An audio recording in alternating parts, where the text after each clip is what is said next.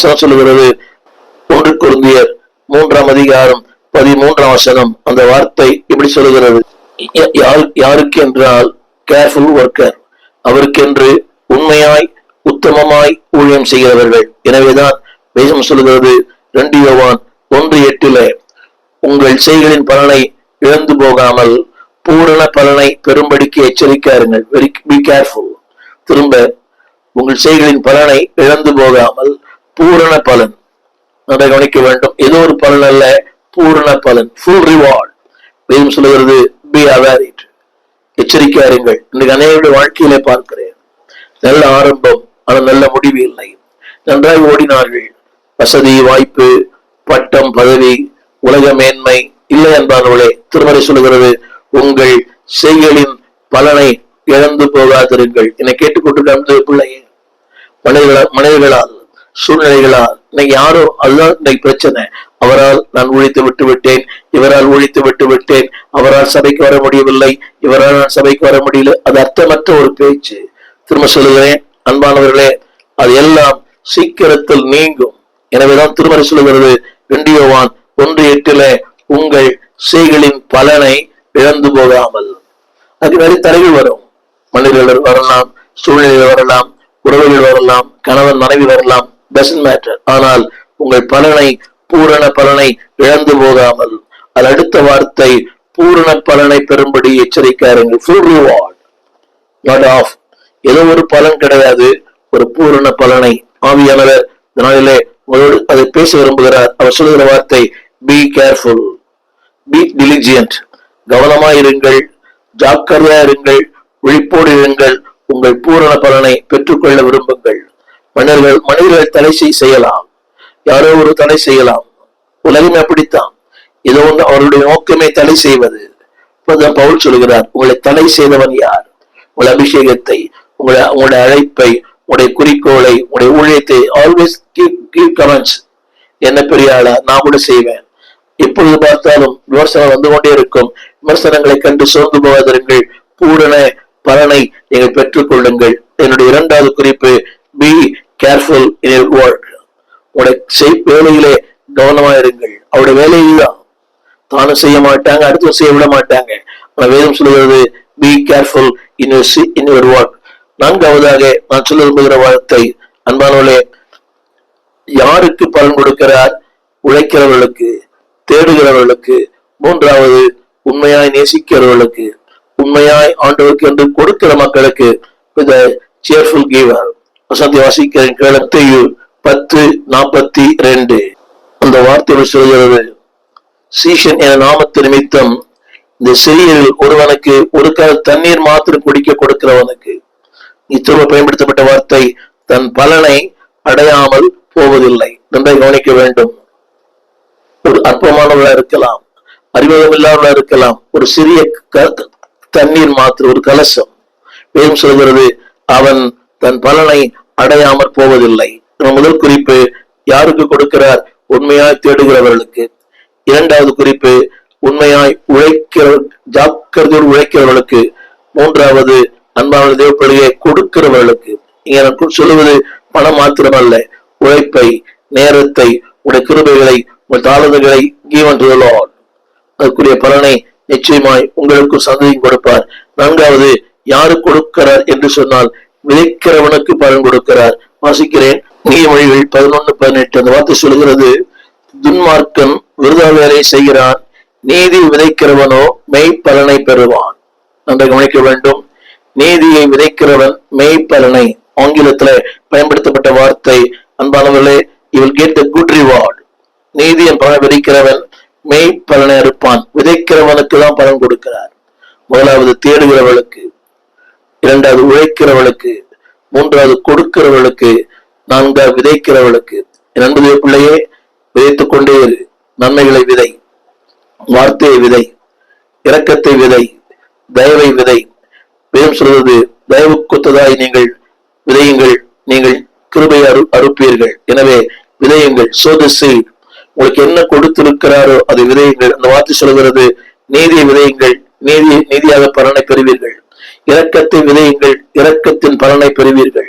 சத்தியத்தை விதையுங்கள், சத்தியத்தின் பலனை பெறுவீர்கள். மாத்திரமல்ல, எபிரேயர் 2:9 இப்படி சொல்லுகிறது, வேதம் சொல்லுகிறது, எனவேதான் ஆண்டவர் ஒவ்வொருவருக்காகவும் சிறியவராக அவர் ஒவ்வொருவருக்காகவும் அவர் அடிக்கப்பட்டதினாலே மகிமையினாலும் கனத்தினாலும் முடிசூட்டப்பட்டதை காண்கிறோம். என குறிப்பிட விரும்புகிற வார்த்தை என்னவென்றால் ஒவ்வொருவருக்காகவும் சிறியவர்களுக்காகவும். இன்னைக்கு நம்ம என்ன நினைக்கிறோம்னா, why should I, நான் ஏன் அவருக்கு செய்ய வேண்டும்? அவர் சிறியவர். பெரியவருக்கு செய்தால் பலன் கிடைக்கும், சிறியவருக்கு செஞ்சா பலன் கிடைக்குமா? நிச்சயம் கிடைக்கும். திருமறை சொல்லுகிறது, சற்று சிறியவராக்கப்பட்ட, அதாவது வேதம் சொல்லுகிறது, இயேசு மரணத்தை உத்தரித்த நிமித்தம் ஒவ்வொருவருக்காகவும், அதெல்லாம் அடக்கம், ஏழை பணக்காரன், படித்தவன் படிக்காதன் விதையுங்கள். வேதம் சொல்கிறது, அப்படி செய்யும் போது மகிமையினாலும் கனத்தினாலும் உங்களை கர்த்தர் முடிசூட்டுவார். தேடுகிறவனுக்கு, ஆண்டவருக்கு ஊழியம் செய்கிறவனுக்கு, மூன்றாவது கொடுக்கிறவர்களுக்கு, நான்காவது விதைக்கிறவர்களுக்கு, ஐந்தாவது அன்பாவளே நீதியாய் வாழ்கிறவர்களுக்கு. 2 சாமுவேல் புஸ்தகம் 2ஆம் அதிகாரம் 21ஆம் வசனம், நீதியாய் வாழ்கிறவர்கள், அப்ரைட். 2 சாமுவேல் 2:21, கர்த்தர் என் நீதிக்கு தக்கதாக எனக்கு பதில் அளித்தார், என் கைகளின் சோதருக்கு தக்கதாக எனக்கு சரி கட்டினார். 2 வாசகம், பதில் அளிப்பார், சரி கட்டுவார். He will give answer and also he will give the compensation. திரும்ப சொல்லுகிறேன், பதில் அளிப்பார். எது தெரியுமா? உன் நீதிக்கு தக்கதாய். யாருக்கு பலன் கொடுக்கிறார்? நீதி உள்ள ஒரு வாழ்க்கை. இன்னைக்கு நீதியான வாழ்க்கை மிக கடினம். எங்கு பார்த்தாலும் அநீதி, அக்கிரமம் எல்லாமே. இந்த உலகத்துல நீதிக்கு அர்த்தமே இல்லை. அக்கிரமங்கள் கிரமங்கள், கிரமங்கள் எல்லாம் அக்கிரமங்கள். அநீதிக்கு மறுபெயர் நீதி, நீதிக்கு மறுபெயர் அநீதி இல்லை என்பவர்களே. ஆண்டவர் உன் நீதிக்கு தக்கதாக திருமறை சொல்கிறது, அவர் பதில் அளிப்பார். அது மட்டுமல்ல, உன் கைகளின் சுத்தத்திற்கு தக்கதாய். நீதியாய் வாழ்கிறோம். எங்கு பார்த்தாலும் லஞ்சம் லஞ்சம் லஞ்சம் லஞ்சம். ஆவிக்குரிய மக்களும் அதை வாங்குகிறார்கள். கேட்டது பல காரணங்களை சொல்றாங்க. அது வழியே இல்லை. இல்லை என்பவர்களே, உன் நீதிக்கு தக்கதாய் திரும்ப சொல்கிறது 2 சாமுவேல் 2:21, உன் நீதிக்கு தக்கதாய். இரண்டாவது, உன் கைகளின் சுத்தத்திற்கு தக்கதாய், சுதந்திரக்கு தக்கதாய் உனக்கு சரி கட்டுவார். இது காம்பன்சேஷன். அதற்கு அதை விட மேலாய் உன்னை உயர்த்துவார். அந்த லஞ்ச பணத்தினால் வருகிற ஆதாயத்தை விட, அந்த லஞ்ச பணத்தினால் வருகிற மேன்மை விட, அதை விட உன்னை மேன்மையாய் நடத்துவார். யாருக்கு பலன் கொடுப்பார்? those who are living in upright life. நீதியான வாழ்க்கையை வாழ்கிறவனுக்கு. என்னை கேட்டுக் கொண்டிருக்கிற அடுத்த அன்பு பிள்ளையே, 6வது குறிப்பு, யாருக்கு பலன் கொடுக்கிறார்? Humble worker. எவன் ஒருவன் தன்னை தாழ்த்துகிறானோ, எவன் ஒருவன் அதாவது தன்னுடைய நிலைகளை குறித்து மேன்மை பாராட்டாமல் இந்த நிலையிலும் தன்னைத்தான் தாழ்த்துகிறானோ, 6வது குறிப்பு சொல்வது ஹம்பிள் வாக்கர். நீதிமொழி புஸ்தகம் 22ஆம் அதிகாரம் 4ஆம் வசனம், 22:4, தாழ்மைக்கும் கர்த்தருக்கு பயப்படுவதற்கு வரும் பலன் ஐஸ்வர்யமும் மகிமையும் ஜீவனும். திரும்ப சொல்லுகிறேன், தாழ்மையுள்ள ஒருவனுக்கு ஹம்பிள் லைஃப். இன்னைக்கு ஒரே பெருமை பெருமை பெருமை பெருமை, விளம்பரங்கள், மேன்மை எல்லாமே. இந்த Facebook திருப்படியினாலே விளம்பரங்கள், அது போடலாம், தவறல்ல. விளம்பரங்கள் விளம்பரங்கள் சொல்றது தாழ்மை. அதனுடைய பலன் என்னவாம்? ஐஸ்வர்யமும் மகிமையும் ஜீவனும். 4 வார்த்தை பலன் உண்டு. தாழ்மை உங்களுக்கு ஒரு பலன் உண்டுங்க. உலகம் மதிக்காம இருக்கலாம், உலகத்தில் நீங்கள் மேன்மைப்படுத்தப்படாமல் இருக்கலாம். Your humbleness will lead you into greatness. உங்களுடைய தாழ்மை உங்களை உயரத்துல கொண்டு வரும். அந்த 4 வார்த்தை, பலன் தருவார், ஐஸ்வர்யம் தருவார், மகிமை தருவார், ஜீவன் தருவார். இந்த தாழ்மை. எனவே தாவீதை குறித்து சொல்லும் போது, அவன் மகிமை உள்ளவனாய், ஐஸ்வர்யம் உள்ளவனாய், தீர்க்காட்சி உள்ளவனாய், அவன் முதிர் வயதிலே அவன் மரணம் அடைந்தான். அவன் ஸ்தானத்தில் அவன் சாலமோன் அரசனானான். என்று பிள்ளையே, நீதியாய் வாழும் போது, நீதி அவன் மிக கடினம். எல்லாம் சொல்றாங்க, எந்த துறை இருந்தாலும், ஒருவேளை காவல்துறையோ, அரசு துறையோ, போக்குவரத்து துறையோ, ஏதோ ஒரு மின்சார வாரியம், ஏதோ துறை இருக்கலாம். யூ கேன் நீதியா வாழ முடியும் என்றால், அது நீதியா வாழும் போது வேதம் சொல்கிறது, பதில் அளிப்பார். 2வது, அன்பானவளே, உன் வாழ்க்கையில ஒரு சுதந்திரத்தை தருகிறார், மகிமை தருகிறார், கனத்தை தருகிறார்.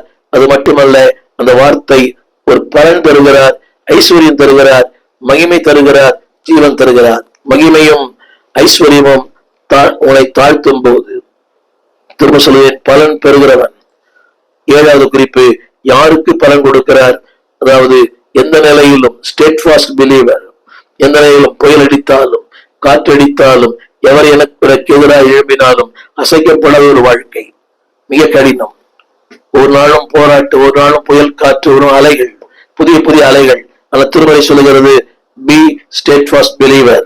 எபிரேயர் புஸ்தகம் 10ஆம் அதிகாரம் 25ஆம் வசனம், எபிரேயர் 10:25.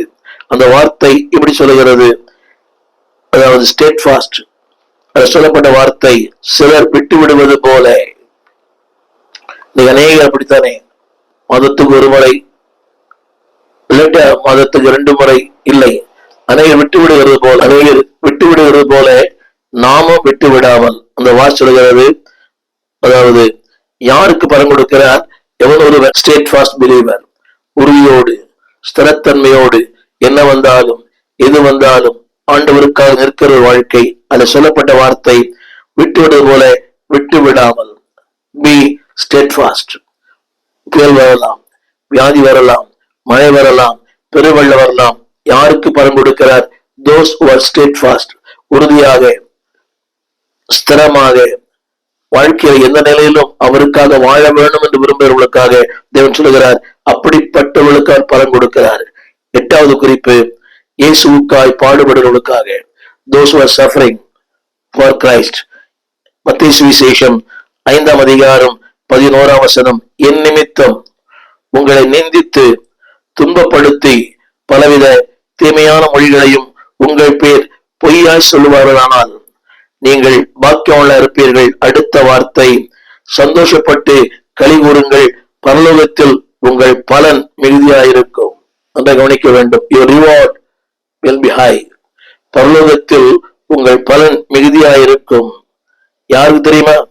ஆண்டவருக்காக நிந்தைகளையும் துன்பங்களையும் வேதனைகளையும் தீமையான பழிச்சொற்களையும் பொய்யாய் சொல்லும் போது, என் அன்புடைய பிள்ளையே, பி ஸ்டேட்ஃபாஸ்ட் இன் யுவர் ஃபெய்த். உன்னுடைய உறுதியிலே, உத்தமத்திலே உறுதியாயிரு. 9வது குறிப்பு, யாருக்கு தேவன் பலன் கொடுக்கிறார்?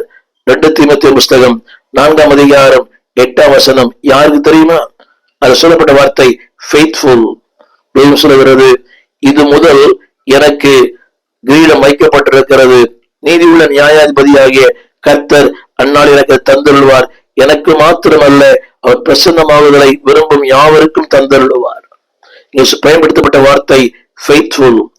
அன்பான தேவ பிள்ளையே, இது ஒரு யுத்த களம். அது சொல்லப்பட்ட வார்த்தை நீதியின் கிரீடம்.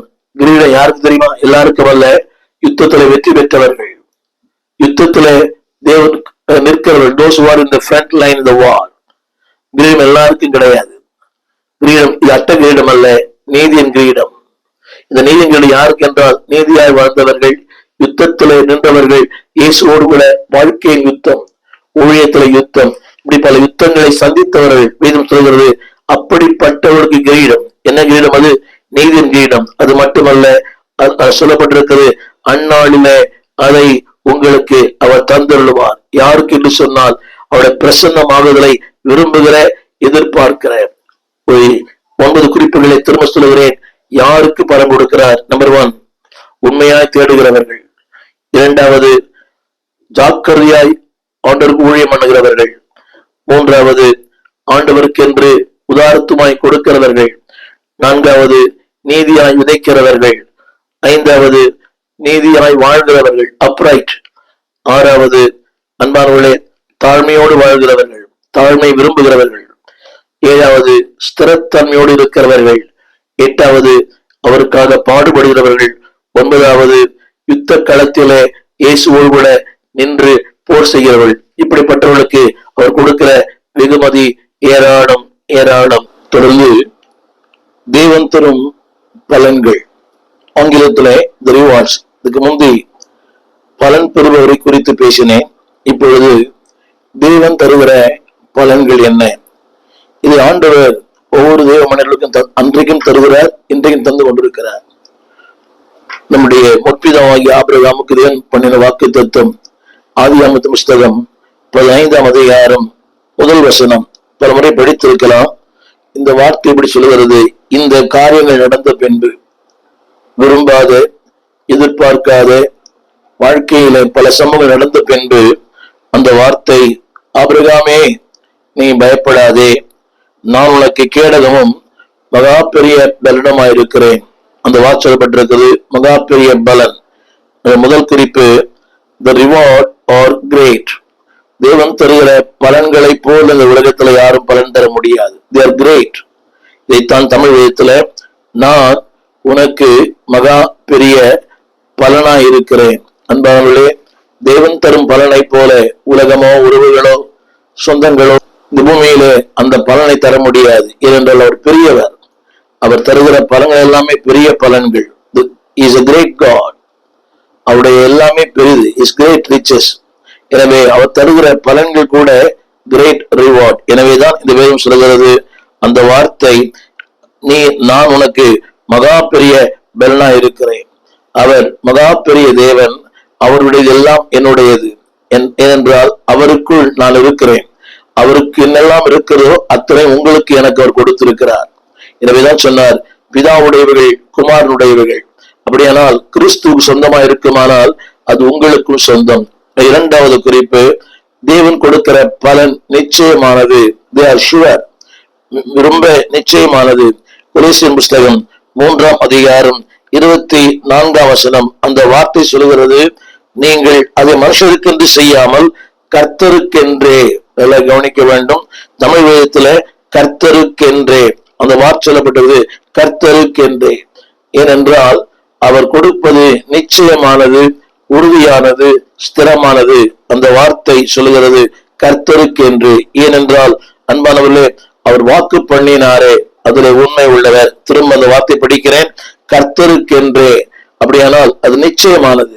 அதை கவனிக்க வேண்டும். ஒரு மனிதனுக்காக அல்ல, யாரோ ஒருவருக்காக அல்ல. நீங்கள் செய்வது ஒரு ஊழியனுக்காக அல்ல. இல்லை அன்பானவர்களே, நீங்கள் செய்வது கர்த்தருக்காக. Whatever you two.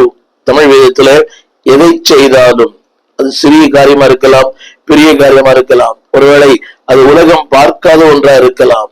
ஒருவேளை நீங்கள் ஒரு திருச்சபையில சின்ன வேலையை செய்யலாம். ஆனாலும் அந்த சின்ன வேலையை ஆண்டவர் அங்கீகரிக்கிறார். ஷுவர், நிச்சயமான ஒன்று.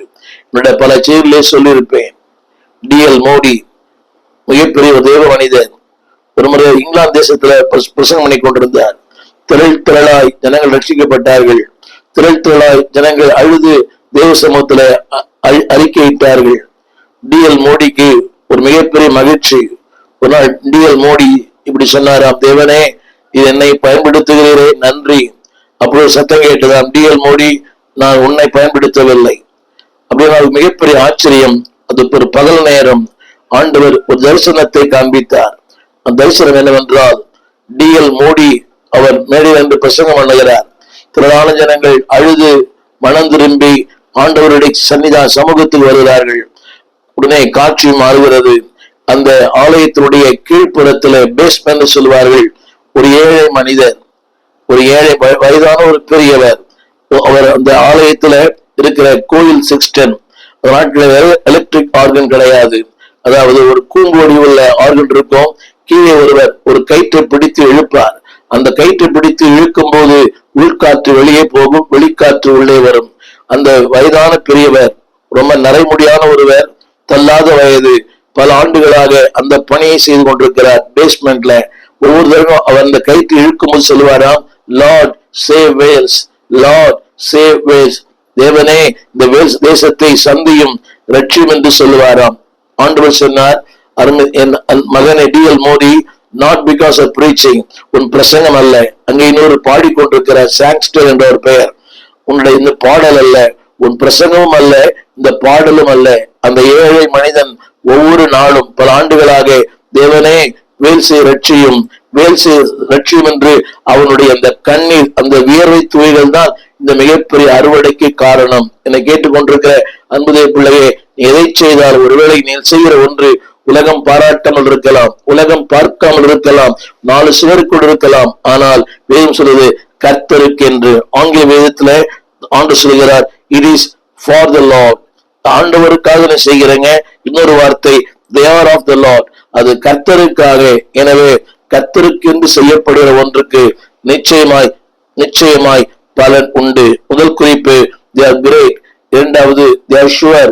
மூன்றாவது சொல்லுகிறேன், they are varied. ஒவ்வொன்றுக்கும் எல்லாருக்கும் ஒரே பலன் அல்ல, வித்தியாசமான பலன்கள். இதைத்தான் 1 கொரிந்தியர் 3ஆம் அதிகாரம் 8ஆம் வசனம் அடுத்த சொல்கிறது. அன்பானவர்களே, ஒவ்வொருனுக்கும் ஒரு பலன் இருக்கிறது. நடுகிறவன், நீர் பாய்ச்சுகிறவன், அடுத்தபடியாக சொல்லப்பட்டிருக்கிறது. நடுகிறவனுக்கு வேறு பலன், நீர் பாய்ச்சுகிறவன் வேறு பலன். அவனவனுக்கு தன் தன் வேலைக்கு தக்கதான கூலியை பெறுவான். அவனவன் தன் தன் வேலைக்கு தக்கதாக. என்னை கேட்டுக்கொண்டிருக்கிற அன்புதேவ பிள்ளையே, தன் தன் வேலைக்காக ஒருவேளை எனக்கு ஒரு கூலி இருக்கலாம், ஆனால் உங்களுக்கும் ஒரு கூலி உண்டு. ஜெபிக்கிறவர்கள், கொடுக்கிறவர்கள், அனுப்புகிறவர்கள், இந்த ஊழியங்களை தாங்குகிறவர்கள் பலர் இருக்கிறார்கள். திரைமறைவிலே வேதம் சொல்கிறது, அவனவன் தன் வேலைக்கு தக்கதாக. என் அன்புதேவ பிள்ளையே, சோர்ந்து விட வேண்டாம், இலக்கரித்து விட வேண்டாம், விட்டுவிட வேண்டாம். அவனவன் தன் தன் வேலைக்கு தக்கதாக. அந்த 2 வார்த்தை, தன் தன் வேலைக்கு தக்கதாக. அன்பான எல்லாருக்கும் ஒரே பலன் அல்ல. நடுகிறவனுக்கு வேறு, நீர் பாய்ச்சுவனுக்கு வேறு, ஆனால் ஒவ்வொருவனுக்குமே வித்தியாசமான பலன் கொடுக்கிறவர். இந்த நாளிலே என்னை கேட்டுக்கொண்டிருக்கிற அன்புதேவ பிள்ளையே, திரும்ப சொல்கிறேன், எதிர்பாருங்கள், எதிர்பாருங்கள். பவுலடியான் சொல்வது போல, அவனவனுக்கு அவர் அளிக்கும் பலன் உங்களோடு கூட வருகிறது. என்னுடைய 3வது குறிப்பு, ஒவ்வொருவருக்கும் வித்தியாசமான பலன்கள் உண்டு.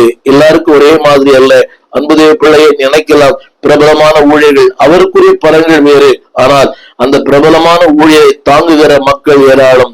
மோசேயின் கைகள் தளர்ந்து போன போது ஊரும் ஆரோனும் அவனை தாங்கி பிடித்தார்கள். மோசேக்கு என்ன பலன் உண்டோ அதே பலனை ஆண்டவர் ஊருக்கும் ஆரோனுக்கும் பரலோகத்திலே நிச்சயம் வைத்திருக்கிறார். திரும்ப திரும்ப நான் சொல்வது போல, உலகம் டிஎல் மோடியை பார்த்தது, அந்த சாங்ஸ்டர் என்கிற அந்த மிகப்பெரிய பாடகரை பார்த்தது. ஆனால் இவைகளுக்கு பின்னாக உலகம் பார்க்காத ஒன்றை தேவன் பார்த்தார். என்னை கேட்டுக்கொண்டிருக்கிற அன்புதேவ பிள்ளையே, என் அருமை தாயே, என் அருமை சகோதரியே, ஆண்டவர் உன் ஜெபத்தை பார்க்கிறார், உன் கண்ணீரை பார்க்கிறார். நீ விடுகிற உன் திருச்சபைக்காக, உன் ஊழியங்களுக்காக, உன் குடும்பத்துக்காக நீ விடுகிற கண்ணீரை உலகம் பார்க்கிறது இல்லையோ, பரலோகம் பார்க்கிறது. கடலின் ஓசையை விட உன் கண்ணீரின் ஓசைக்கு அதிக சப்தம் உண்டு. சோர்ந்து போகாதே. தொடர்ந்து நீ எதை செய்கிறாயோ தொடர்ந்து செய். நிச்சயமாய் உனக்கு ஒரு பலன் உண்டு. அது மட்டுமல்ல, அது வித்தியாசமா இருக்கலாம். எனக்கு இருக்கிற பலன் வேறு, உங்களுக்கு இருக்கிற பலன் வேறு. எனவே யாரோடும் உங்களை ஒப்பிட்டு பார்க்காதிருங்கள். அவர்களுக்குரிய பலன் அவர்களுக்கு, உங்களுக்குரிய பலன் உங்களுக்கு. தொலைக்காட்சியில் பேசுகிற அநேகர் நீங்கள் பார்க்கலாம். சோர்ந்து போக வேண்டாம். அன்பானவர்களே, அதை குறித்து நீங்கள் ஒருவேளை விரக்தி அடைய வேண்டாம். இல்லை, அவர்களை விட மேலான ஒன்றை கர்த்தர் உங்களுக்கு வைத்திருக்கிறார். 4வது குறிப்பு, அது சஃபிஷியன்ட். உங்களுக்கு என்ன தேவையோ அதை தந்து உங்களை அவர் ஆசீர்வதிப்பார். மத்தேயு சுவிசேஷம் 25ஆம் அதிகாரம் 21ஆம் வசனம் அந்த வார்த்தை சொல்கிறது, they are sufficient. வசனத்தை படிக்கிறேன். அவனுடைய எஜமான் அவனை நோக்கி, நல்லது. அடுத்த வார்த்தை, உத்தமமும் உண்மை உள்ள ஊழியக்காரனே, நீ கொஞ்சத்தில் உண்மை உள்ளவனாய் இருந்தாய், அநேகத்தின் மேல் உன்னை அதிகாரியா வைப்பேன். அதை கவனிக்க வேண்டும். கொஞ்சத்தில் உண்மை உள்ளவனாய் இருந்தாய், அநேகத்தின் மேலே உன்னை அதிகாரியை வைப்பேன். they are sufficient. ஆங்கிலத்துல they are enough. அது உனக்கு போதுமானது. அடுத்த ஒரு வார்த்தை, உன் எஜமானுடைய சந்தோஷத்திற்குள்ளே பிரவேசி. ஆங்கிலத்தில் பயன்படுத்தப்பட்ட வார்த்தை ஜாய். அந்த எஜமானுடைய சந்தோஷத்துல 2 வார்த்தை பயன்படுத்தப்பட்ட ஆங்கிலத்துல abundant, 2வது satisfied. அன்பானுடைய 3வது ரிவார்ட். தேவன் கொடுப்பது பரிபூர்ணமானது, உன்னை திருப்திப்படுத்தக்கூடியது, உன்னை மகிழ்ச்சியாக்கக்கூடியது. இன்றைக்கு உலகத்தில் கொடுக்கிற அநேக பரிசு பொருட்கள் மகிழ்ச்சியாக இல்லை. அநேக இந்த பர்த்டேலையும் கிறிஸ்துமஸ்லயும் பொருட்களை கொடுக்கிறாள், அது மகிழ்ச்சியா இருக்கிறதா? அது மகிழ்ச்சி இல்லை, ஏதோ அந்த நேரத்திற்கு. ஆனால் ஆவியானவர் சொல்கிறார், சந்தோஷத்திற்குள்ளே தேவன் கொடுக்கிற அந்த வெகுமதி உன்னை மகிழ்ச்சியாக்கும், உன்னை பூரிப்பாக்கும், உன் வாழ்க்கையை உயர்த்தும். 5வது குறிப்பாக, அன்பானவர்களே, அவர் கொடுக்கிற வெகுமதி நித்தியத்திற்கு பலன் உள்ளது. உலகம் கொடுக்கிற வெகுமதி எல்லாம் நிகழ்காலத்திற்கு, இந்த உலகத்திற்கு. அது எதானாலும், உடைகளானாலும், பொருட்கள் ஆனாலும் ஆபரணங்களானாலும் it's only for the world. ஆனால் தேவன் கொடுக்கிற வெகுமதி இட்ஸ் ஃபார் இட்டர்னல். வாசிக்கிறேன் 2 கொரிந்தியர் 4:17. அன்பானவர்களே, நீங்கள் திரையிலே திறந்த வாசல் துதியொலி கீதங்கள் என்ற ஒரு பாடல் புஸ்தகத்தை நீங்கள் பார்க்கலாம். ஏறக்குறைய ஒரு 773 பாடல்கள், புதிய பாடல்கள், பழைய பாடல் இருக்கிறது. சபையிலே பாடி கர்த்தரை ஆராதிக்க இந்த புஸ்தகத்தை வெளியிட்டிருக்கிறோம். இது ஊழியர்களுக்காக, சபைகளுக்காக நாங்கள் அதை குறைந்த விலையிலே கொடுக்கிறோம். இந்த பாடல் உங்களுக்கு தேவையானால் நீங்கள் எங்களோடு கூட தொடர்பு கொள்ள முடியும். இந்த கீழ்காணும் இந்த தொலைபேசிகளை எங்கள் தொடர்பு கொள்ளலாம். கூகுள் பே, அதில் நீங்கள் பணம் அனுப்பலாம். ஊழியர்களுக்கு அதில் சலுகைகள் உண்டு. நீங்கள் மொத்தமாக வாங்கும்போது அதை நாங்கள் உங்களுக்கு சலுகை செய்வோம். நீங்கள் பாடி கர்த்தரை மையப்படுத்த அன்போடு கேட்டுக்கொள்கிறோம். இது ஏறக்குறைய ஒரு 50,000 பிரதிகள் வரைக்கும் வெளியிட்டிருக்கிறோம். திறந்த வாசல் துதியொலி கீதங்கள். தமிழ் பேசுகிற பல இடங்களிலே இந்த பாடல் பாடப்படுகிறது. பழைய புதிய பாடல்கள் எல்லாவற்றையும் தொகுத்து வெளியிட்டிருக்கிறோம். பாடி பரமனை மையப்படுத்துங்கள். God bless you. கர்த்தர் ஆசீர்வதிப்பாராக. எங்கள் ஆராதனைகள் இந்த கீழ்கண்ட விலாசத்திலே நடக்கிறது.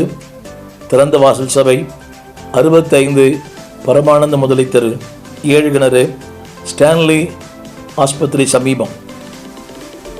பாரதியார் மகளிர் கலைக்கல்லூரிக்கு பக்கத்தில் ஸ்டான்லி ஹாஸ்பிட்டல் பக்கத்தில் திறந்த வாசல் சபை. ஒவ்வொரு ஞாயிற்றுக்கிழமை காலை 8 மணி முதல் 10 வரை, மாலை 6 மணிலிருந்து 8 வரை வினார நடக்கிறது. பங்கு பெறுங்கள். ஒரு நாளும் செவ்வாய்க்கிழமை 12 மணிக்கும் வெள்ளிக்கிழமை 12 மணிக்கும் ஜெபங்கள் நடக்கிறது. வாருங்கள், பங்கு பெறுங்கள். தேவ வார்த்தையை கேட்டு தேவனை மகிமைப்படுத்துங்கள். God bless you. எங்கள் விலாசம் போதகர் ஸ்டீஃபன் தேவகுமார், திறந்த வாசல் சபை, நம்பர் 65, பரமானந்த தெரு, 7 கிணறு, சென்னை 600001. தொடர்புக்கு 9841839287. மேலும் 0443183330. எங்கள் மின்னஞ்சல் stephenopendor@gmail.com. எங்கள் தேவ செய்திகளை யூடியூப் சேனலில் பார்த்து பயனடையுங்கள். தேவன் உங்களை ஆசீர்வதிப்பாராக.